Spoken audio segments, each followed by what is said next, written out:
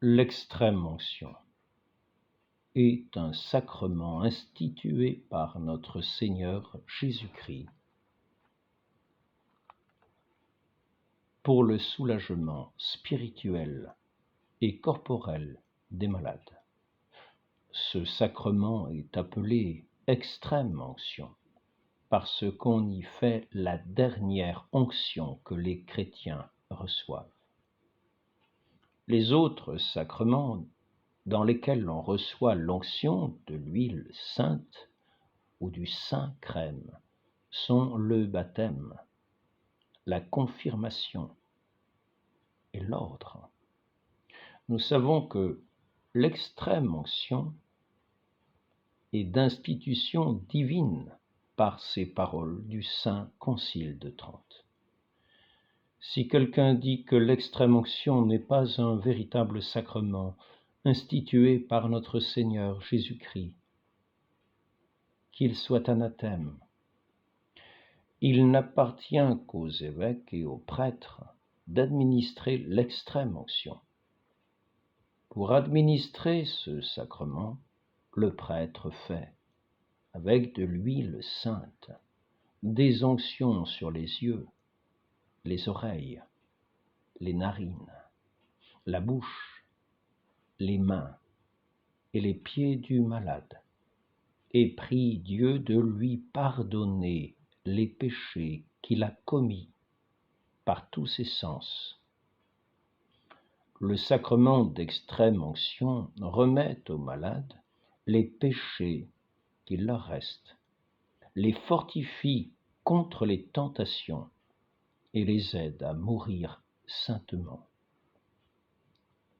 En disant que l'extrême onction remet aux malades les péchés qu'il leur reste, j'entends que l'extrême onction efface tous les péchés oubliés qu'il serait impossible de confesser.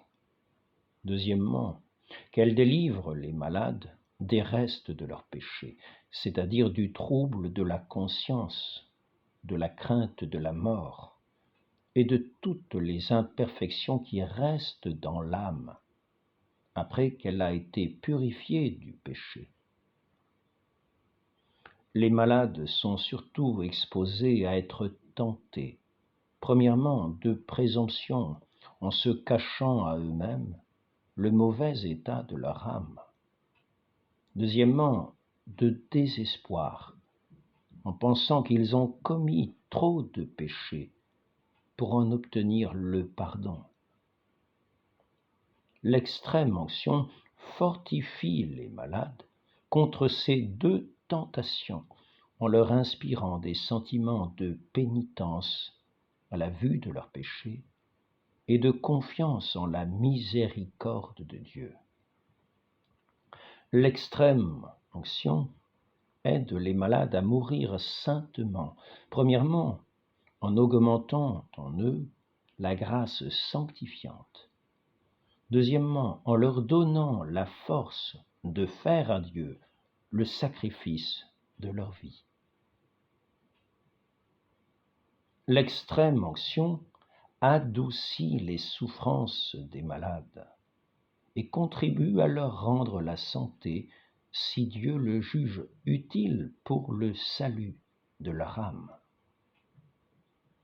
Il ne faut pas attendre qu'on soit à l'extrémité pour recevoir l'extrême onction, mais il faut recourir à ce sacrement dès qu'on est dangereusement malade, afin de le recevoir avec plus de fruits et de ne pas s'exposer à mourir sans l'avoir reçu.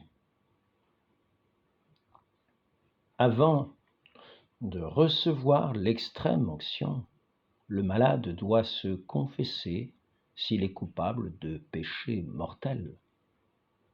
S'il ne peut se confesser, il doit s'exciter à la contrition et désirer l'absolution.